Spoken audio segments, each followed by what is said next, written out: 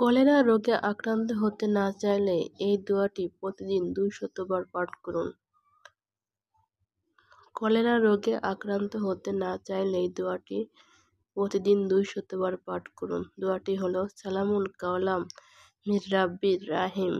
দোয়াটি হলো সালামুন কাওলাম মির রাব্বির রাহিম।